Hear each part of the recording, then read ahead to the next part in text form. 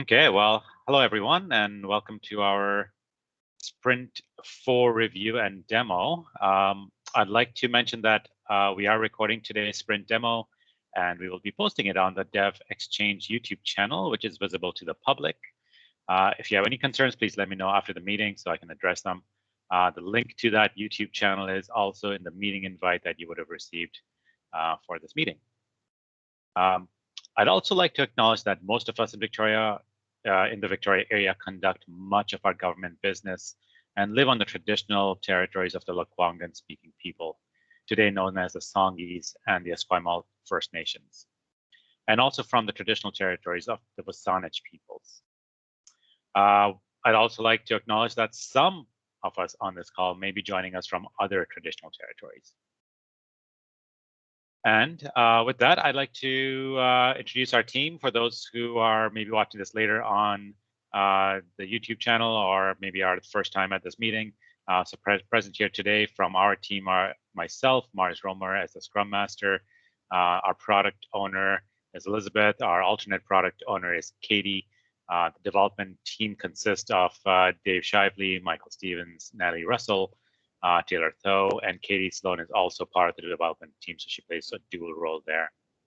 As some of you may already know, this is Taylor's last day on this team here, as he has accepted a new position with the Information Access Operations branch as a junior FOI analyst.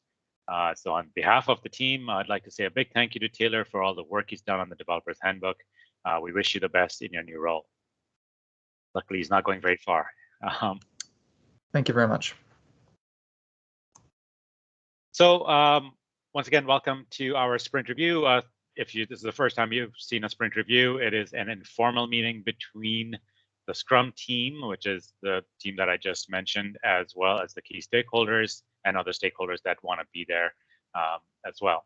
It is held at the end of our 3-week sprint, and during those 3 weeks, we are developing the next iteration of the Developers Handbook for our stakeholders to use. The purpose of the meeting is to demonstrate the latest work that we have done on the product, to give our key stakeholders an update on our progress, as well as collect initial feedback from them. That feedback will be useful to us in prioritizing and planning the future work for the product as we go along. I should say that this is not the only opportunity for the stakeholders, though, to provide that feedback. You may contact us at any time to send us feedback, and to do so, please contact one of our 2 product owners, or maybe both of them, Katie and Elizabeth. And if you can't get a hold of them, get a hold of me, and I'll put you in touch. And that is the introduction to our meeting. At this point, I'm going to turn it over to Natalie, who's going to take us through the demo. Okay, thanks, Mars. So I will start by sharing my screen.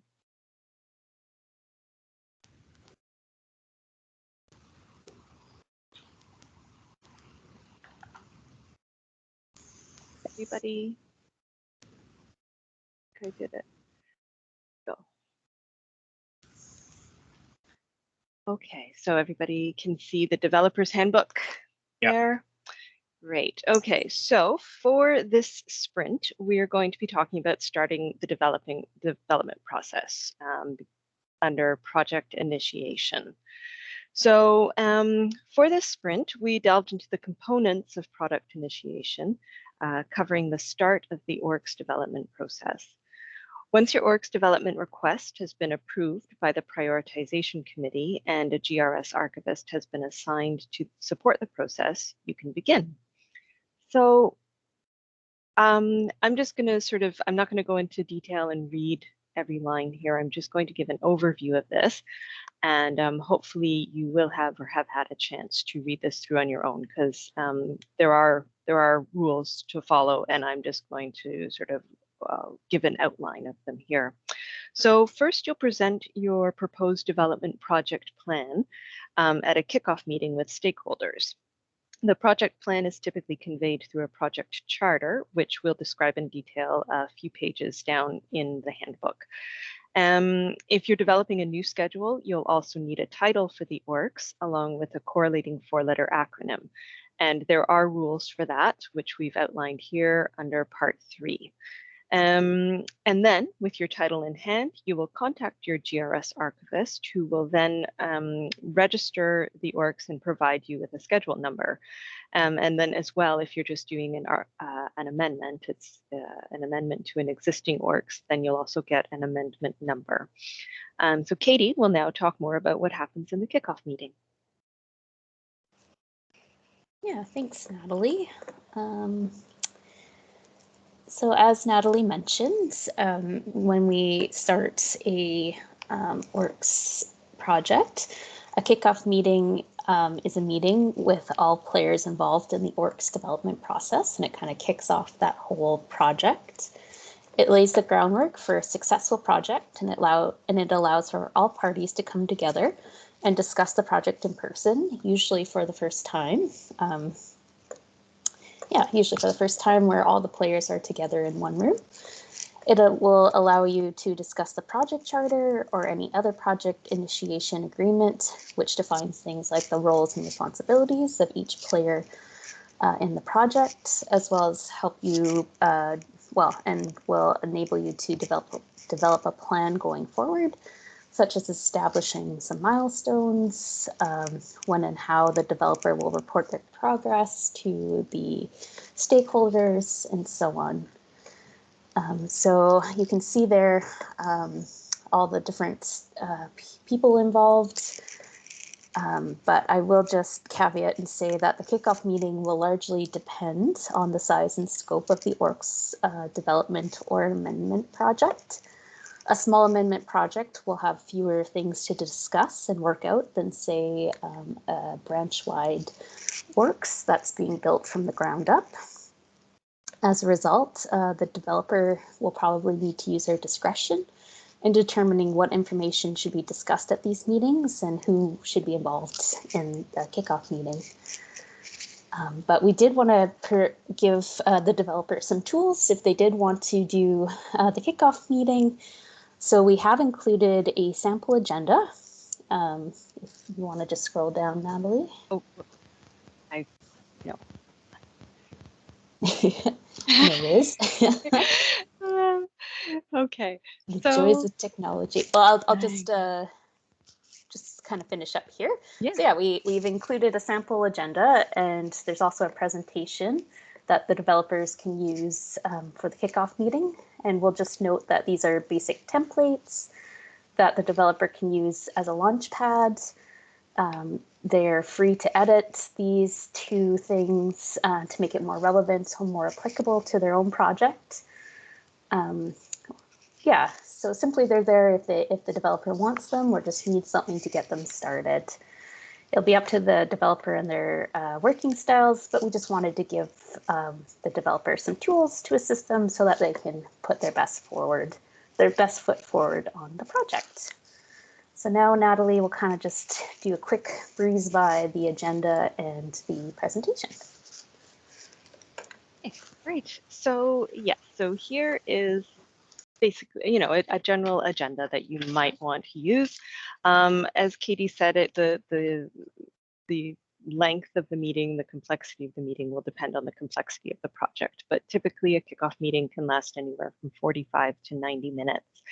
And, and it's sort of got some of the basic components of a meeting. Everybody will introduce themselves, provide a brief description of the work that they do.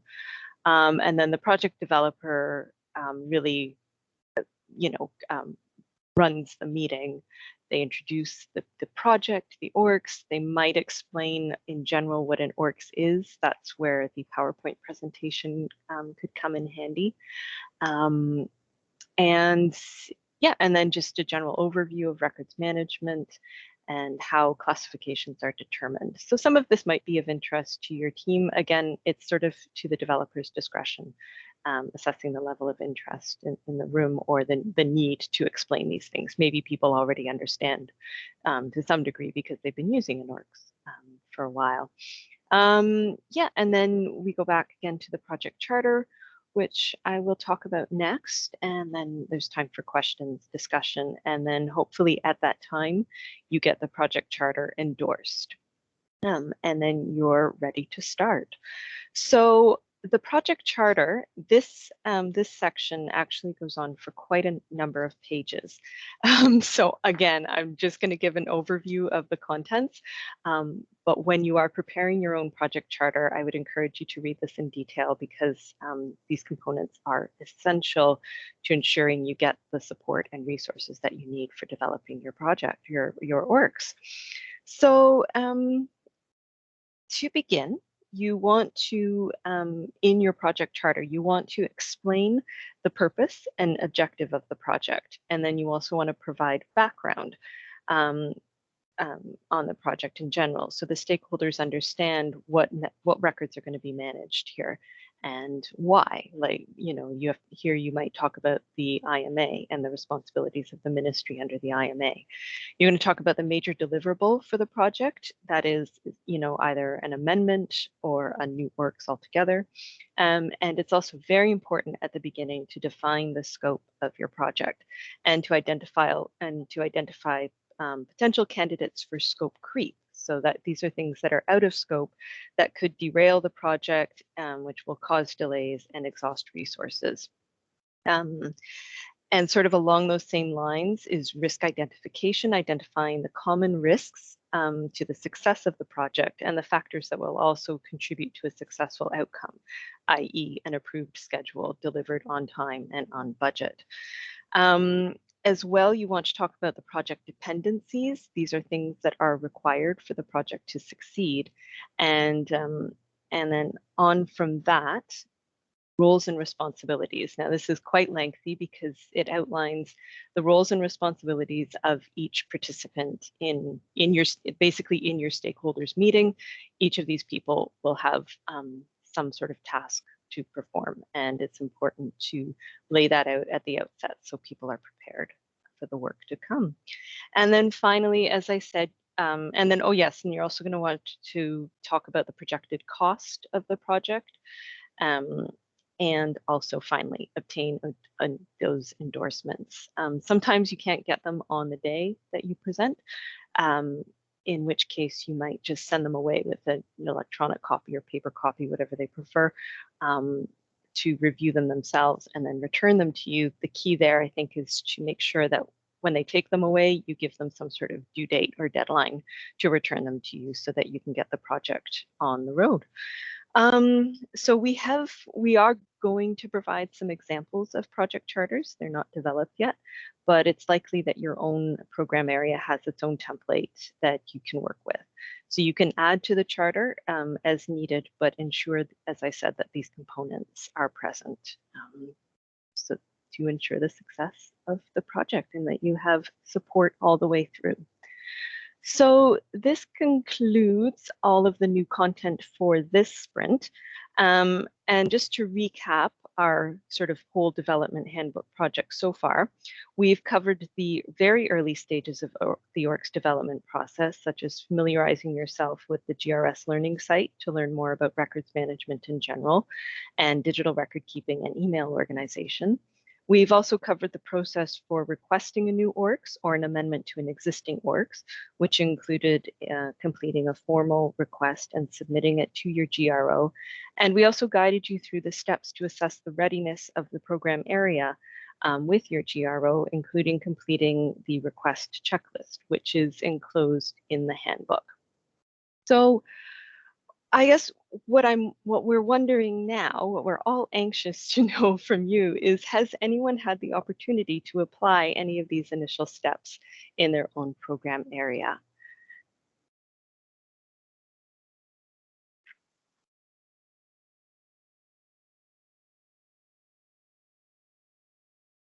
I'm hearing crickets, so perhaps, does anyone, for example, assess readiness, that is going through our checklist with your government records officer to determine the readiness of your program to embark on an amendment or development?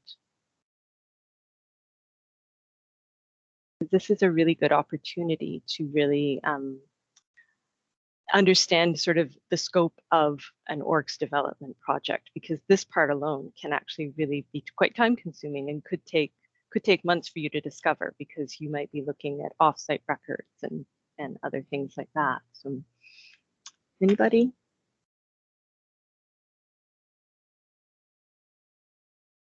No, doesn't sound like it, because we would really encourage anybody even to just start off with those few early steps, because there could be a huge gap before you can actually develop your project. So just because the feedback, the actual application of these steps is important for us to know that it works. So it would be a great help for us if anybody gets a chance to actually use that checklist and apply it to their own program. Yeah. Is the checklist? Oh yes. Okay. So it's the orgs or amendment request checklist. Yes. I noticed a number of the questions say, if yes, please specify. I'm wondering. Question number 1 doesn't have that option. You identified records. Is this a fresh new sheet? I don't think I've seen something like this. Or is It's it a... been here for a couple of sprints now. It is newly developed for this project. That's what I meant. In the context of this Yes. project, it didn't exist in the standard orgs kit. Yeah. Okay. Yeah. So this is that pre-development stage. So I don't. If you've identified the records need schedule type, complexity, and volume. So if yes, please specify. I guess because here we just want to know that it's been done. Okay. And we don't need to discuss type, complexity, and volume just yet until we actually get into the nitty-gritty. But here we just want to make sure that they've actually identified the records functions. I do have a question. So I looked at some of the later parts. Can I ask a question? Mm-hmm. Okay. So in relation to roles and responsibilities, when we have all the different players, right? So this is part of the project initiation component. The delineation between now the developer and GRS archivist, it seems to me that the roles and responsibilities, especially assigned to the developer, are as if the developer was in-house a staff at GRS, so has access to certain tools. So for example, that last one, facilitate approval process and arrange for publication, that has always been a central agency, even when I deal with BPS orgs that is externally developed. So is this snapshot of work that you guys have captured is currently like up to date, or has there been discussion about what the roles and responsibilities will look like in this future development context? There has been discussion. Nothing is final. I mean, certainly the approval process. I mean, really what we want is for the orgs developer to have ownership of the project, and for the archivist to just be there in an advisory role. So therefore, that's why we now have the developer participating in the whole IMAC process, facilitating the approval and publication, simply because it's their orgs.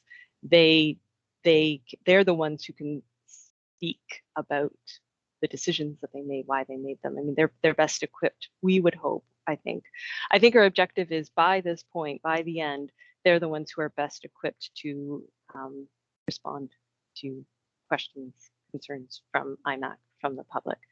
And the archivist, I think, because we don't want, if we have several projects on the go, we don't want the archivist to have to be responsible, say, for facilitating approval for 4 or 5. That might ever happen, but several orgs at once.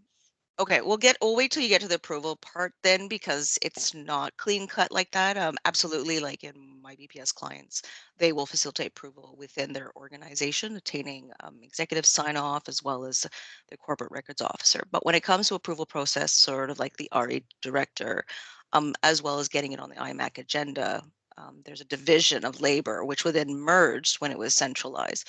So it's something to think about. So I presume when we do later components, this section may change. Yeah, I mean, these divisions, we have to see. I mean, maybe once we actually get into writing exactly about the development process, we'll find that it's actually not feasible to have this in. But I think now, as it stands, we'd really like the developer to have full ownership of the project, I think. Well, they have, Yeah. well, if we're advising and meeting them to standards and having to conduct appraisal, they have their co-ownership. They don't, okay, that's just a perspective of mine. All right. Okay, thank you. Yeah. Natalie, I have a question. When you say like ownership of the project, do you mean kind of like the project manager in addition to doing the actual content work, and then just the co-development piece that Linda's talking about, but the developer would kind of be doing their own PM, and this is meant to provide that? As it stands, I mean, I think, and Katie, maybe you can back me up or contradict me on this, but I feel like that's how the archivists function now. We are both program manager and developer of our projects. And, we set up our project meetings, and you see project management is listed here, and we basically set the schedule for the meeting. So I would say that is how it currently works for the archivists. And yeah, I think the expectation for the developer is that they would be project manager as well. Mm-hmm. Thank you.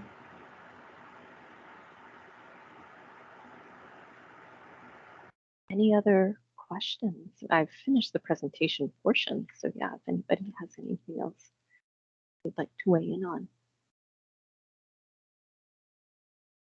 I saw something else, a small piece, but I don't find it now.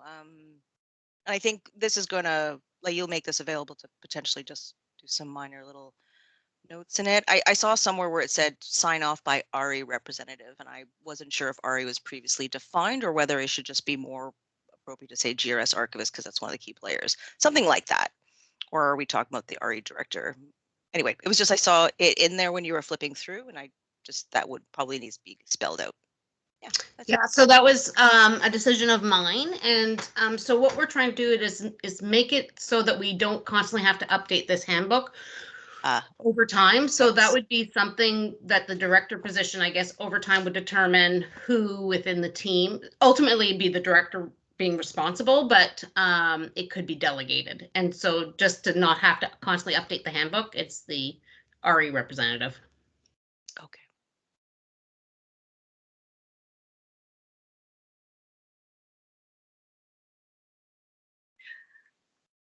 Okay, I see that. Sorry, Natalie.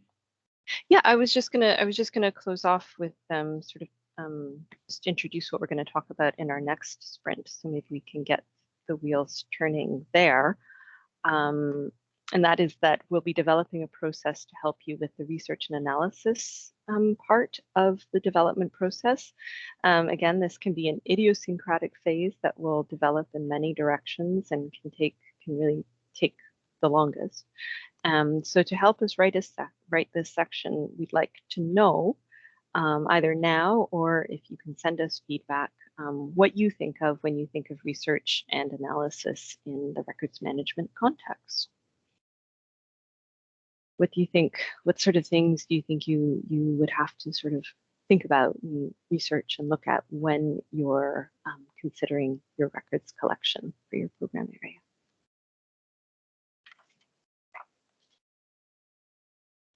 Because these are things that we might want to include in the handbook. If we sort of know what people are thinking about in the direction they're going in, it would help give us some direction.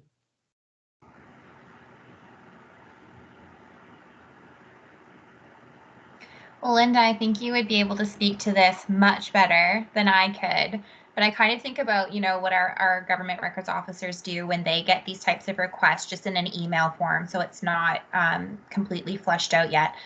They usually look through ARCs and existing ORCs to see if anything covers it yet. So maybe that is a step that developers would use is, what do we have right now? And is this request similar to things that already exist? And is there something we can leverage? Or are we just starting completely net new and we don't have a lot of resources yet to leverage?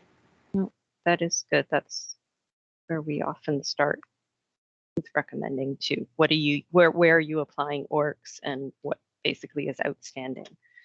Mm-hmm.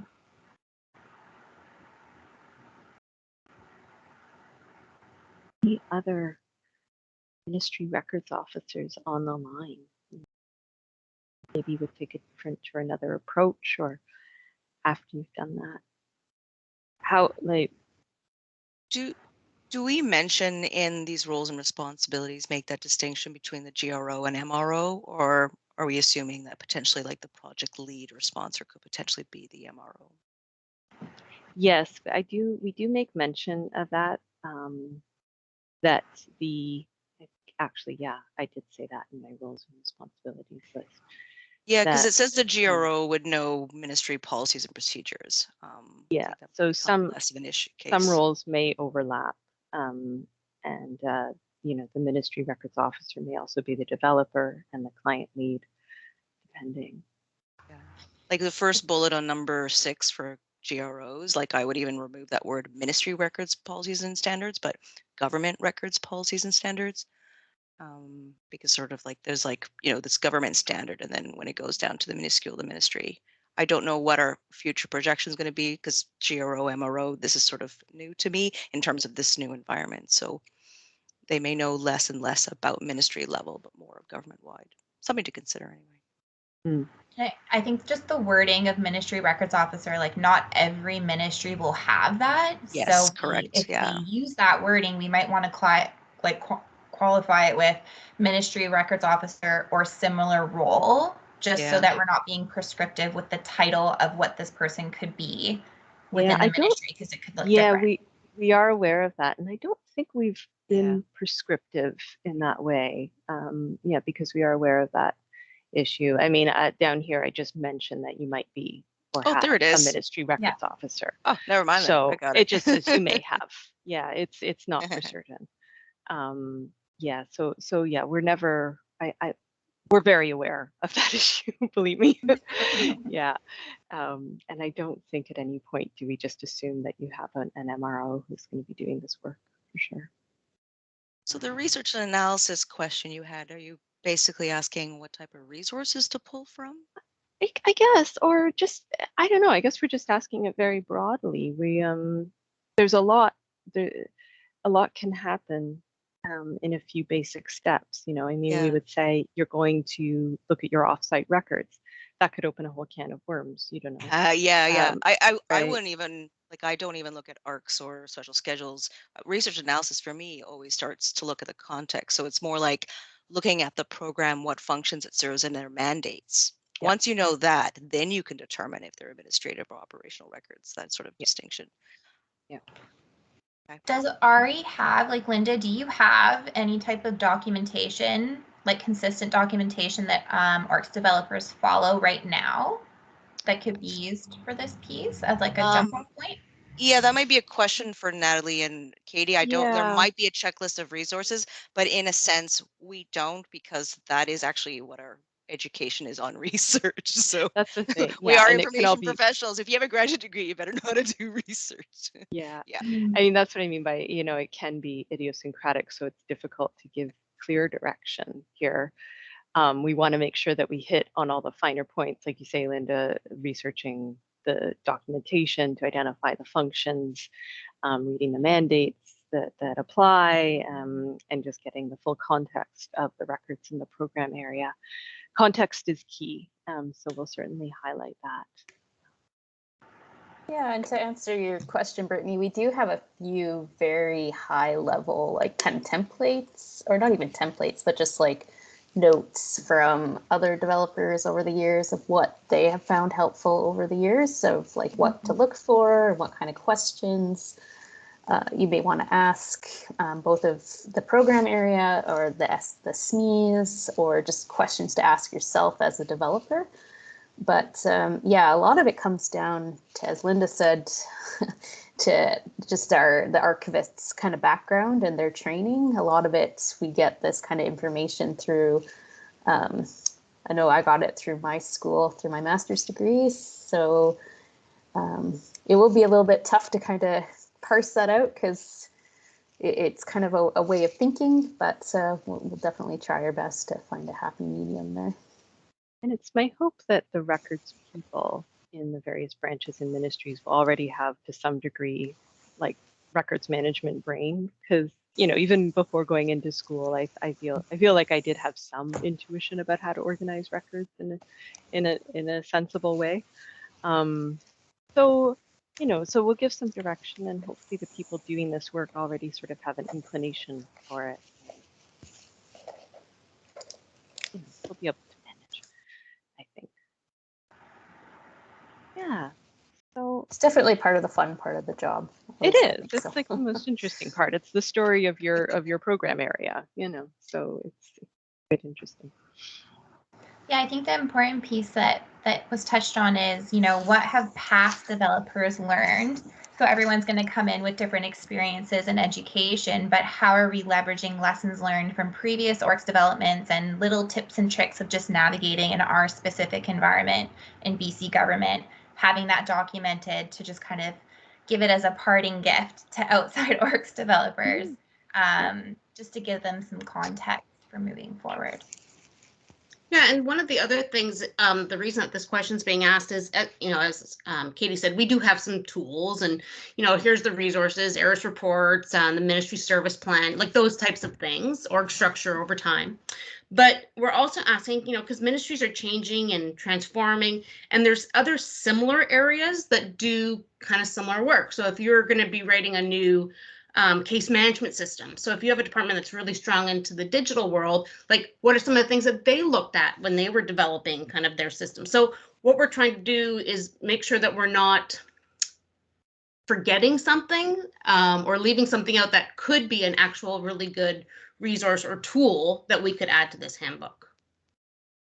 So kind of like describing the macro environment that we're working in here and the different contexts and the different projects that are being worked on, kind of like wayfinding for someone outside of government coming in. This is what an IMB is. Here's their scope of work. That type of thing. Yeah, I think that'd be really helpful, especially for someone who's outside of government. Even sometimes people inside of government have interesting ways of wayfinding of who to talk to for different things. So having it kind of spelled out and documented, I think would be really helpful. Yeah. Melinda?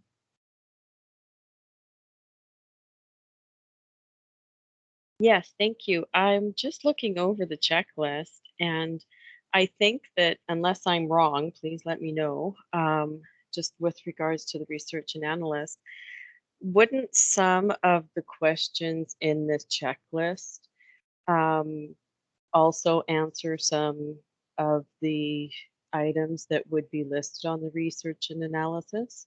Because you're already being, the attention is already being drawn to, ARCs and ORCs.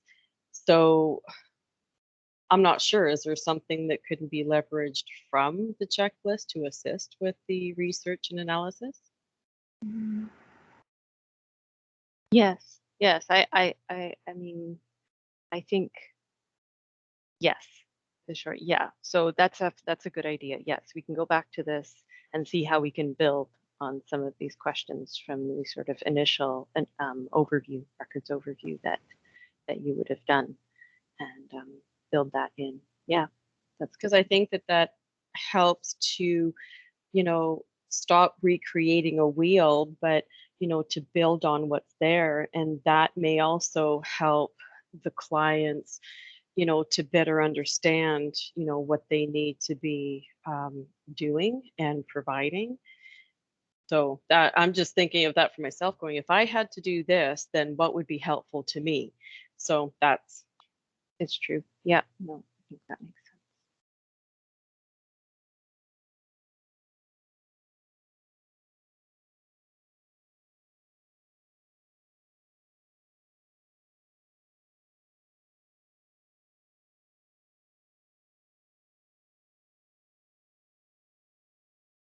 Okay. Any other feedback on anything thus far? Anybody wants to talk about any concerns so far to address just in general?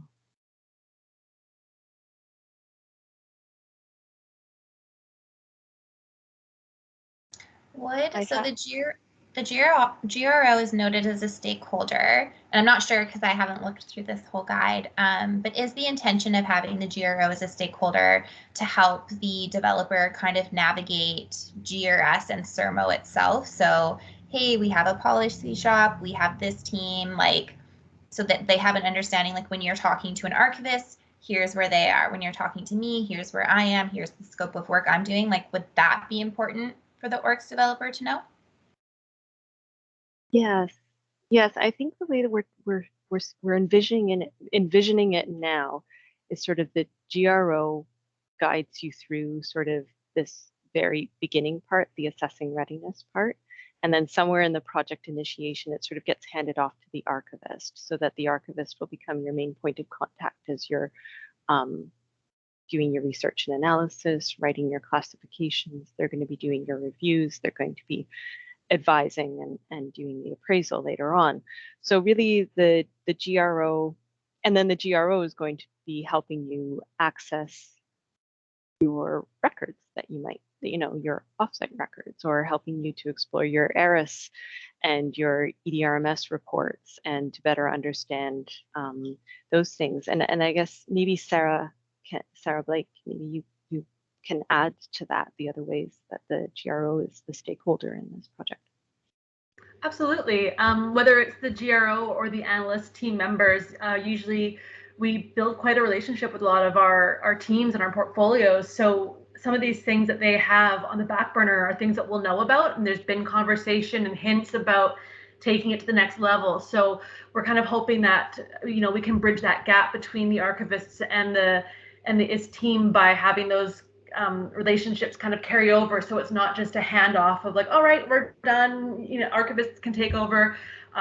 We spend a lot of time building relationships and getting to know their records and working with them. So if we can keep that part to us and then give the heads up and kind of have those continual meetings moving forward with the archivist too, it'll be beneficial, because then there's going to be implementation at some point and a need to help with that. And if we're involved as a team or as the GRO, we're going to know a lot about how it's being developed, and we can be staying with it the whole process. So I think it's a nice way to put a little bow on a project like this, where maybe in the past, once it's passed on to an archivist, we kind of lose touch as the portfolio about what's really happening. So yeah, and I'll just add to Sarah. So we have talked about that. We really want the GRO to kind of be that central pivotal person in, if things slow down or whatever, that they're always there as a resource.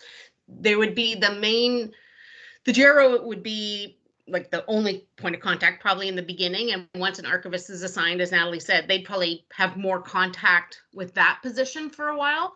But we want to keep the GRO involved because number one, as Sarah said, implementation, but also, as development's going, there are things that could be happening in the ministry. So like cleaning up the land, starting organizing the files, maybe even already implementing some things, because one of the things, we haven't hit that yet in this handbook, but we definitely are going to be promoting using the agile fundamentals as you're going through your project, keeping all your partners throughout the process informed, trying to do things more bite-size and implement. And we're actually running a pilot right now with one of our ministry clients that Sarah's working on. And so we're trying to use that to also do learnings as we're building this handbook. So the GRO in the past, yes, was kind of in the beginning and then came at the end. And we're just trying to make it more that we work collaboratively throughout the entire process. Is there any intention for, like, once this is set up, and maybe this already exists, this is me just being newer back to CERMO, how we report on EDRMS implementations and ORCS implementations, will there be any reporting on the status of ORCS developments once they... Yes, and actually, those, we already are doing those, we're trying to develop those, and we will, the official communication hasn't gone out yet, so I'm careful. But if you go to the website, you'll see it. On the GRS self-service portal, we're actually announcing that starting in September, ministries that have a scheduled development underway will be getting the monthly reports. And so this will add into that. every time a ministry does one, it would show up on those reports for the ministry. Thank you, Melinda. Yeah, because is there so this handbook is great for the developer. Is there going to be complementary resources for the GRO to have consistency on how our GROs are approaching being the central conduit in GRS? Like you'd create an EDRMS folder. Here's the documentation you should be requesting from the orgs developer so that we're retaining it. If they're creating a lot of project documentation, I would think that the GROs would want to have that so we could refer back to it at any point in time. I think it's a great suggestion. Trevor is linked into this committee. He doesn't attend a lot of them, but he's one of our, I can't remember the title. Is it subject matter expert? We have a name for his role on this team. But that is my hope going forward, that as we move through this, there would be some consistencies and resources on the IS side also that would complement this. At this point, we've just been kind of focused on the developer side. But Trevor is aware, and on certain things, we are trying to already insert IS process into the handbook. Yeah, I mean, we do have sort of internal procedures for all of these things sort of going on in the background, like we're identifying the points at which we're going to need some sort of procedural document for GRS as well in order to follow through some of the steps. But that's, for now, it's in the background. This is sort of the first step, I think. I think it would be easy because this is the harder piece, conceptualizing how this will work. And it's almost like the GRS procedures would kind of just mirror, hey, if we're telling the developer to do these things, here's the matching piece on the GRS side. The GRO will do this, the GRO will file this, here's the documentation that we expect on our side, da da da da. Exactly. I like it.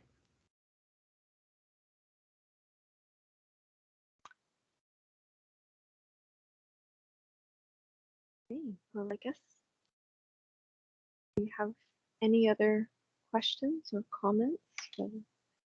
I just want to make an addition, I guess, from a client, from myself being a client when I was in property taxation, and my first time, I was the project lead for that, and my experience with that was, I had a lot to do with my archivist, which was Chance.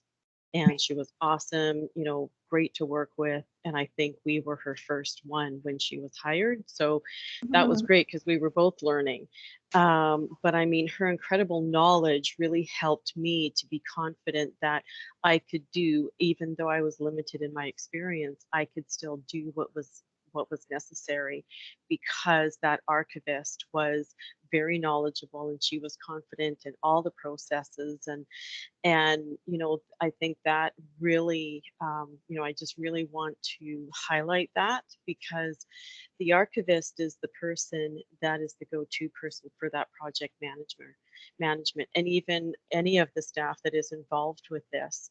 So I just wanted to say that out loud, because with the experiences, I could go back to her and say, Chance, I don't get the process, can you tell me, like, for the millionth time? And she was so gracious to do so, and so that I can understand, what status was it, so I can report this back to my manager and such. So, and I think that it's important for the clients who are moving forward with this, most of them will probably have no experience at all. They won't have the knowledge. So, keeping the context, within reason, because I know as records professionals, we can, our passion and joy for what we do, we want to share everything with people. So, we don't want to scare them away, but, to allow people to understand what the process is in a clear way, not cluttered, just a clear way, and to,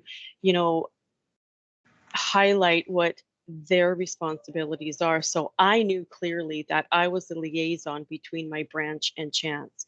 And when she needed help, I knew that, you know, she would give me the questions, or, you know, the situation that she was faced with, and, you know, who did she talk to. So I went and sought out that person. Most of the time I had to go to my manager because I was fairly new in that branch as well. So, but that was good. So, you know, I think that, you know, the process of everything is very important to people, that they understand, because they have people that they have to report to, you know, especially the person who's sponsoring this. So yeah, I just wanted to, you know, say that out loud. For sure. Yeah. And the archivist is, I think, will still continue, you know, will still provide that kind of support and bolster the confidence, because I mean, we also are invested in having the project succeed and be approved. So yes, definitely that relationship won't dissolve, I don't. Right. Oh no, and that's of this handbook. Yeah. Right. And then that's a key essential, because without an archivist, you don't have this. No. So no, that's precisely. Yeah. we get that. Good. Okay. Yeah. Is No, that but filled out in I have to leave for a meeting, but thank you so much. And, you know, thank you for all your hard work. And if I have anything, I will email that to Elizabeth and or Katie. So. Perfect. Thanks. Okay. Thanks, Wanda. Thanks, everyone. Have a great day. Thanks. I have a question based on that last comment. So the roles and responsibilities of each person who's attending the kickoff meeting, would they be described in the project charter? Yeah. Do we have templates that we're giving? So that would help with kind of like, who am I in this project and what am I responsible for? Yes. Yeah, perfect. Yes. So right now we have them all laid out here. Mm-hmm. Yeah. Yes. So it's all described within the handbook for now. Is the intention to make this public, or would it just be shared ad hoc as developers are procured?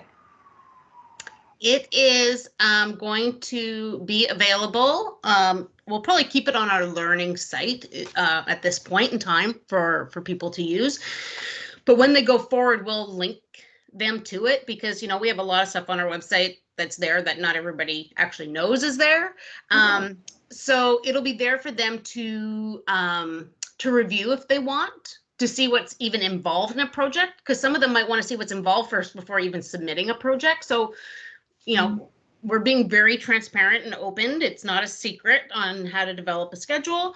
But at the same time, we want to ensure that they know, and we're indicating that in here, is that if you don't do a submission that you're taking this project and kind of gone through this, you're not going to get an archivist assigned. If you don't have an archivist assigned, you can't have the appraisal piece, right? So it is available to them. I think, you know, the chances of a ministry starting on their own is definitely there. But at some point they would have to connect with GRS anyways and have someone assigned to them. Mm-hmm. Yeah. That makes sense. But yeah, we want definitely all our tools, kind of like most of the stuff that we're trying to do in GRS is, it's not a secret. And it's actually, I believe, awareness for ministries to know what's involved is definitely there. One of the things that I've talked to Jeff and Trevor a lot over time, so the managers, director in on this IS side, is bringing more of that awareness to ministries. So what's involved? What can they do? Like, do they even want to? And we do that in the checklist. Do you really already want to start the checklist, or do you want to first understand the holdings of your records? So maybe doing a cleanup first and then doing that. And so with these kind of resources, the IS side of GRS could actually say to them, here's some of the things to think about. Do you think you're ready to take this on, or would you like to take on this other project first and then look at this? So mostly what we're trying to do is just kind of stimulate discussion with our clients, get it going, have it going. And then for those that are ready and to move forward and have the commitment from their executive, resources, time, etc., then we're ready to go. Well, and you might even have to do that analysis before starting one of these projects because, you know, one of the things that they might look at is, well, what's the cost of status quo? What's the cost of embarking on this project, and do we come out in the plus? You know, like they'll want to do that analysis before they start any of this to see what the benefits are and if they're realized through the project. Exactly. And we had, for example, there's one where they were ready to go, like they have full commitment to starting a project, but in order to answer some of the questions, they weren't able to answer the questions because they couldn't actually describe their holdings because they couldn't find some of their holdings or where they were or what was happening. And so we talked with that client group and said, we know that, you know, everybody wants to move forward, including your executive, but it will be really hard for the ministry moving forward if they aren't able to complete the checklist or do the interviews because they don't have an understanding of their holdings right now. And so we've kind of done a phased approach. We haven't let them go. We still know they want to schedule, but we've kind of focused them to kind of do a cleanup first and get an assessment of what they actually have that they would need a schedule for. Yeah. We do specifically ask on the checklist here that it involves a lot of resources, and are all parties aware of it, and do you have the support? Yeah. So it is certainly something that we direct them to as we're beginning one of these development projects. Based on previous orgs developments, do we have any like estimated times? I mean, I guess it would be really hard to do because all projects are so different, but you know how sometimes you'll see project documents where it's like, well, from this role, we'd expect this many hours a week, this role, this many hours a week. Is that something we could do, or are we have too many projects that run the gamut where that would be really hard to define? Katie, you're on mute. Katie. You think by now I would remember to unmute. 18 months later. Yeah, unfortunately, like each org's project is different and each client is different. It's really hard to give any kind of time frame or like a general average of how long it takes a project. We can, like a lot of it is best guess. So no, it's almost impossible, I would say, to give those timelines, those a firm timeline. Yeah, it varies so broadly in the size of the project and like how long the program has been around, their volume size. I also think, given that the players are changing a bit, it'll be different, because I know with working with BPS clients with external developers, those take far longer than internally developed projects. So who knows? Yeah, because we also find like people are really excited out like right out of the gate. They're like, yes, we have an orgs developer. This is great. We're gonna like get going. We're so excited. But then kind of as the project goes on, enthusiasm kind of drops off, or as they start to realize how much work it is, they also tend to drop off, or, you know, they get busy doing other things. Unfortunately, records management usually falls to the bottom of many people's priority lists. So, for example, I'm working with a client that when COVID hit, that was their first priority, and I got moved like right down to the bottom because they were just trying to manage their own program area. So like there's things that we can't foresee that might impact the project. So it's just, yeah, it's really hard to give any kind of like timeline or definite milestones. But Brittany, it is something that we have thought about, and we got feedback from clients when we were doing the actual transformation report that this is a fallout of. And so that actually is one of the other reasons that we want to build in some of those agile fundamentals, because we want to be able to time box certain things as we move forward in these projects. And the best example at this point is transportation. So their executive wanted hard commitment times of when each thing would be completed by. And so like in that charter, it says this will be at this point, and you will meet this often, and for this, like it's a very detailed approach that their executive expects updates on fairly often. and also, you know, how to move forward. And so we had that in mind when we started doing the schedule we're doing right now with PSSG, where we're trying to, as much as we can, figure out timelines. And so we're breaking that one into 3 phases.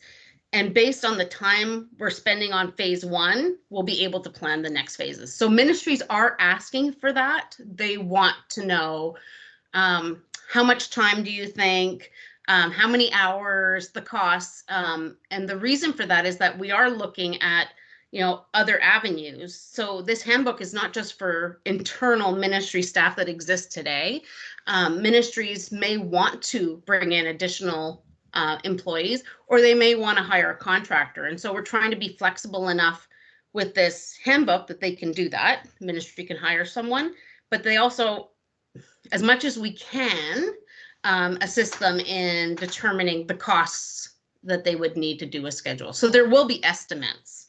And I think there's estimates right now on the current project charters. It's just, as Katie said, sometimes they get kind of moved down below with the ministry. And that'll be up to the ministry. Like they still have that right to prioritize. The thing is that if they, let's say, hired a contractor, well, now they have their contractor just sitting there. So it's something that ministries are definitely going to want to hear more and more about on estimates and costs and timelines as we move forward. Well, that's why I asked, because I thought, like, you know, with question 13, hey, do you know this is going to take a lot of time and resources? My question would be, well, how do I answer this question to let you know I'm prepared if I don't actually know what I'm saying yes or no to? Yeah. So that's a tough one. But yeah, like, can we use previous orgs development projects and kind of use guesstimates from that? You know, if you did all of your analysis and said, okay, here's the scope of our work, and compared it to a previously completed project, it obviously wouldn't be perfect, but saying, oh, you know, this other ministry had a very comparable type of project charter. This is how long it took us, type of thing. Yeah, I think that's a great suggestion. Mm-hmm. And it is being asked for sure. Well, and that would tie into the documentation that the GROs would be keeping with respect to the project charter that the developers would create. So if we had all of the project documentation for all of the projects, you know, maybe there could be some type of tracking and reporting, like a document that says, here's phase 1, you know, something, structure the data a bit more so you can start seeing the themes and the trends over time. So then you have better information to share with ministries making decisions when they want to undertake a project. I think that's great. And I'm hoping that you'll also take this to your management team. What am I taking? Your ideas here. That's great. This is great. They're all up here. I will share them. Just keeping an eye on time, we are well beyond our allocated 45-minute meeting time. So I think we should probably wrap up soon, as we have other meetings to go to at 11. I will be sending out an invite for the next one in the near future. We may be holding this meeting at a different date and time than the usual Wednesday 10 a.m. since there's a couple of stakeholders who are not able to attend at this time. The goal is to get as many of our key stakeholders attending the meeting as possible. So I may be adjusting that time and date, so keep an eye out for that. And with that, I'd like to say thank you to Natalie and to Katie for doing the demo, and to everyone for attending and participating in the sprint review this week, and for all your great feedback. And I'm looking forward to seeing everyone at the next one. Thanks, everyone. Bye, everyone. Thank you. Thank you.